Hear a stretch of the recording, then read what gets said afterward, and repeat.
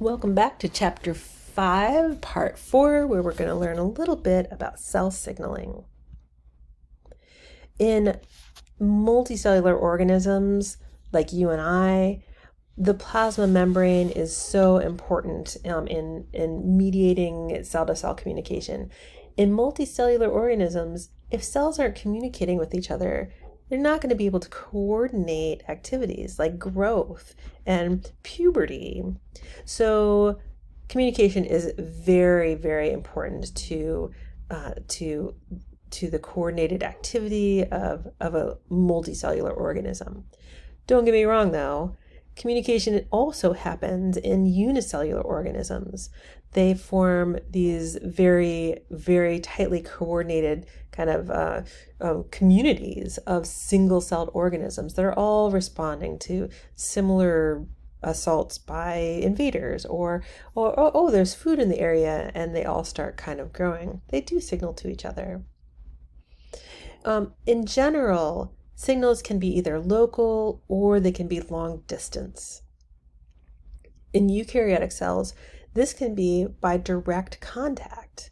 For example, in animal cells and plant cells, they have these junctions. Remember, we talked about these junctions in Chapter 4 that allow the cytoplasm to move back and forth across these two adjacent and connected cells. In animal cells, those junctions are called gap junctions. And in plant cells, those junctions are called plasmodesmata. But they do the same thing. The cytoplasm or cytosol can move back and forth between two adjacent connected cells. Free passage of any substance in that cytosol helps with local signaling. In other cases, you can have local signaling by one cell releasing or secreting through those secretory vesicles that we just talked about, secreting signals called local regulators. And local regulators really only travel very, very short distances to nearby cells called target cells. And so that's how nearby cells can talk to each other. It's another way, even if they're not directly connected by those junctions. One really important class of signals is called growth factors. And growth factors are important because they stimulate cells to grow and divide.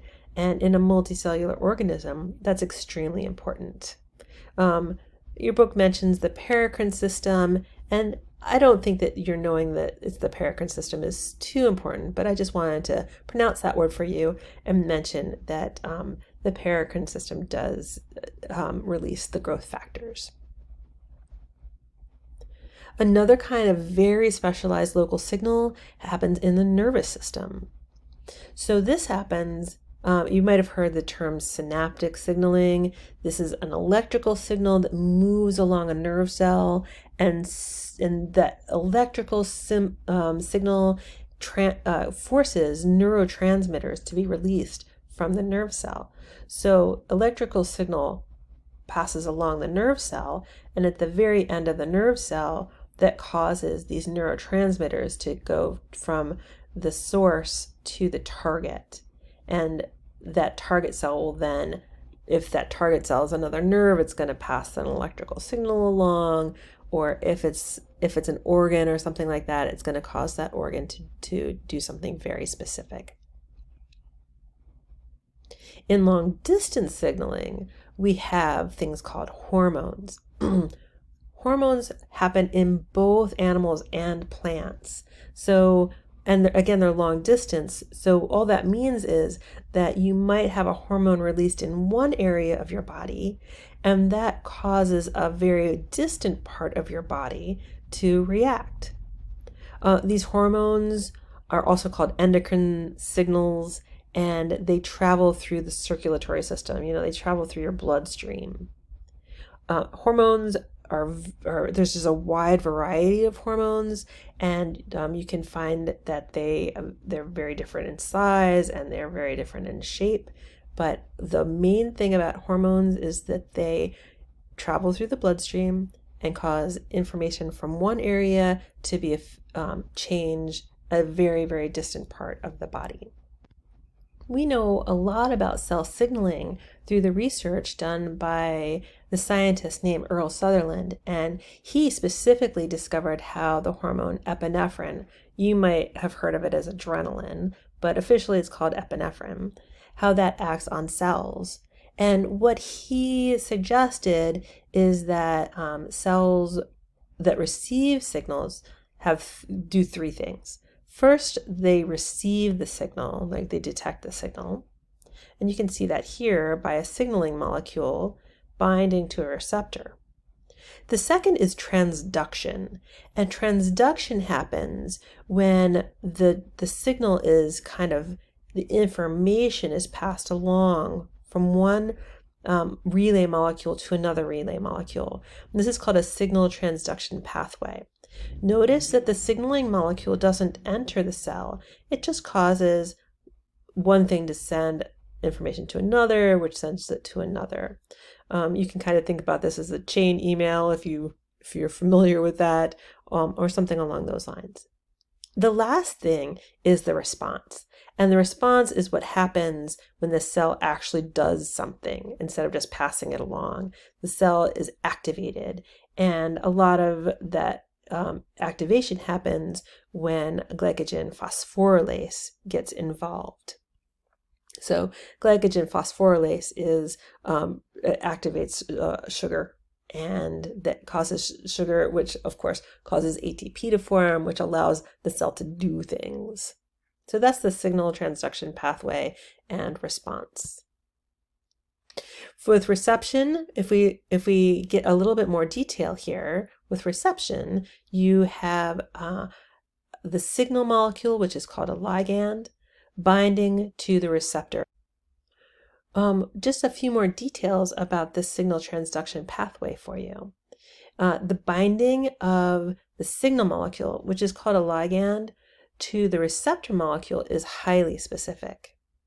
The ligand will cause, by binding, the ligand will cause the receptor to change its shape. And many receptors are literally directly activated by the change in shape. And since remember that those receptors are found in the plasma membrane, that means that this membrane protein is changing shape. It's not just membrane proteins that can act as receptors. You can also have intracellular receptors found in the cytoplasm, or you can also find them in the nucleus of the target cell. So if you have intracellular receptors, they're usually the chemical messenger, or the ligand, is small and hydrophobic, meaning that it crosses the plasma membrane and goes to that location where the receptor protein is found, the cytoplasm, the nucleus. And when that happens, that's when the activation, the signal transduction pathway starts to occur. We might see hydrophobic messengers like steroid hormones or thyroid hormones, and even nitric oxide is an example of a messenger in both plants and animals. Aldosterone is a steroid hormone.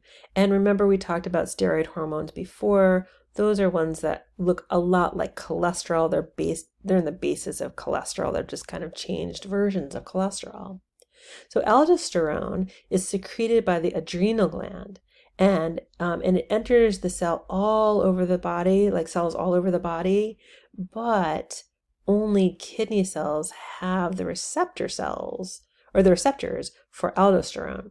So that means that the hormone is only going to bind to receptor proteins that are actually present, like the ones in the kidneys, and it's going to activate those cells. The active form of the receptor then enters the nucleus and acts as something called a transcription factor. You haven't learned about those yet, but you will.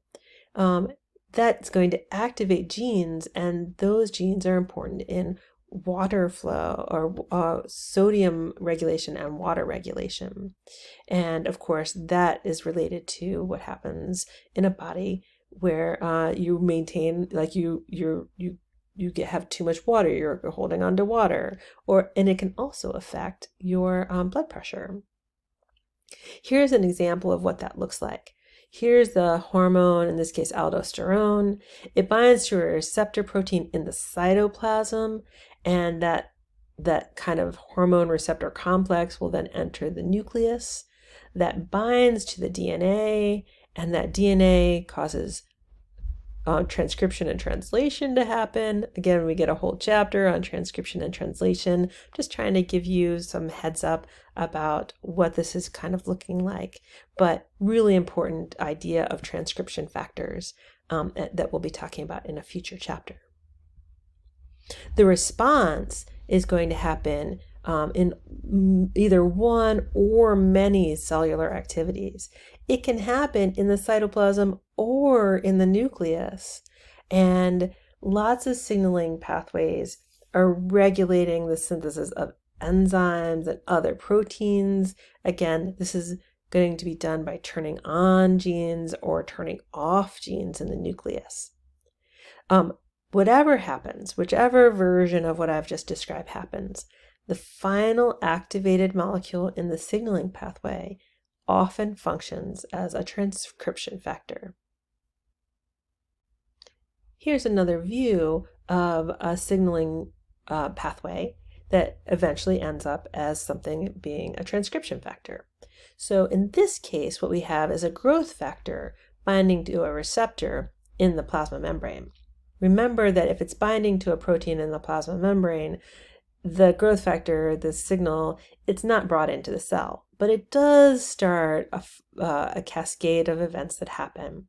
And eventually, one of the last things that gets activated goes into the nucleus and binds on to something called the transcription factor. Again, lots more on this later, but in general, the transcription factors bind to DNA and cause DNA to make a copy of a gene called messenger RNA or mRNA. We have other pathways that regulate the activity of enzymes, not just their synthesis, like maybe it opens an ion channel, or maybe it changes this, causes the cell to change its pathway of metabolism. There's lots of different things that could happen. And I hope that you understand, I'm just trying to give you an overview of these things that could happen. We'll be looking at specific examples of these throughout this semester. Well, that's all I have for you for Chapter 5. I hope that you found this educational and informative and that it helps you in your learning process.